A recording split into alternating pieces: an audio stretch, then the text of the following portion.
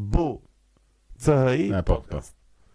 Edhe sa herë që them vetë që nuk do flas më për këto gjëra, për drejt ndodh ndonjë diçka tjetër që të thith prap brenda. Domethënë nuk të lë të vazhdosh.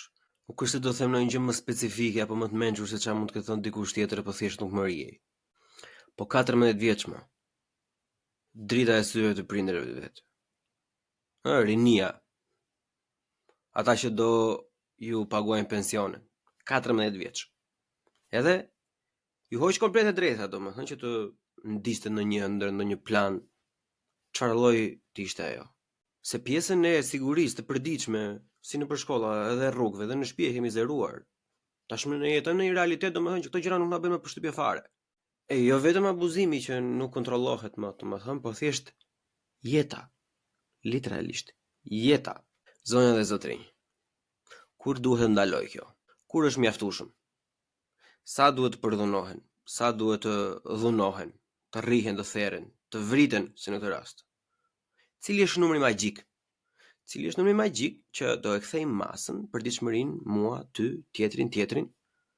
Cili është numri magjik që do na ngrejë në këmbë që hajde të bëjmë diçka, ndryshojmë diçka se nuk ecet më kështu përpara. Apo vazhdojmë ato, ç'pun kam unë, s'është përgjegjësia ime, është përgjegjësia e dikujt tjetër. Përgjegjësia mbetet diku tjetër vetëm përkohësisht, se ç'është kohë se sa t'ju ndodhi gjithë secilit mua bashkë. O pse në atë lloj pike jemi ne të civilizimit, sa të presin të na ndodhi vetë. Ta presin sa e keq atë vit të pragu, që duhet të përdhunojnë fëmijën, mbesën, nipin, duhet ta vrasin ty, djalin. Apo kujtoni se ka shtet. Apo kujtoni se ata po merren me ndonjë gjë të madhe. Zagaret e karigeve. Që edhe 1 minutë heshtje nuk e mbanin dot pa u zgërdhir edhe pa lozur e qeshur me njëri tjetrin si adoleshent baga e fundit gjimnazit. Nga ha do presim. Që shohin them si nip, si numër taksash. Ata nuk e dinë se çfarë do të thotë të rritësh një fëmijë në kushte normale në Shqipëri. Sa as vetë nuk janë arritur në kushte normale. Edhe dojnë mos që nuk e kuptojnë dot fare se si çfarë është të humbush një fëmijë. Ata fëmijët e tyre i marrin edhe i çojnë me makina luksoze me gjithë sigurinë që u takon. Jam rregull ata. Po pritet nga ata. Sa do e dhimbshë të tingëlloj, po pritet nga ata thjesht bëni gati gropën tjetër për atë që do vi më vonë.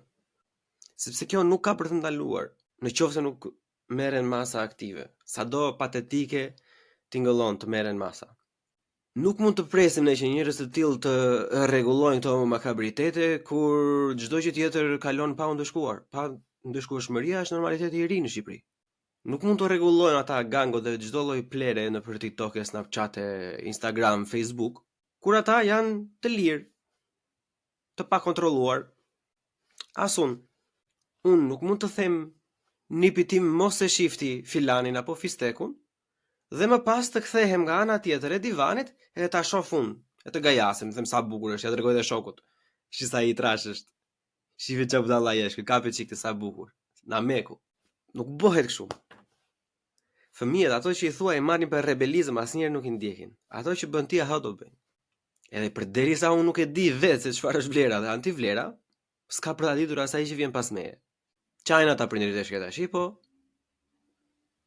çfarë do bëjnë?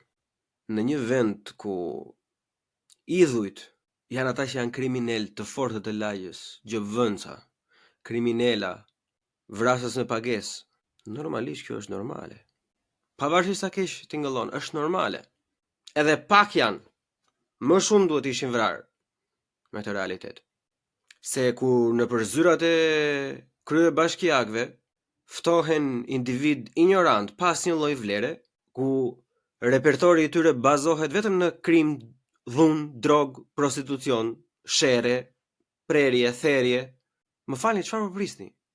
Ku meritokracia nuk ekziston dhe çdo person që e fiton bukën e gojës, edhe mbase më shumë, me meritat e tij pa i bërë keq dikujt, është zhdukur në renë e haresës dhe vemjet nga çdo lloj mëndzyrë, nga çdo lloj cepi, i çdo lloj të zezeje, trumpetohet më të madhe, merret edhe madje në për emisione për të bërë një intervistë mbrapa të lirit e klikimet. Çfarë prisni ju?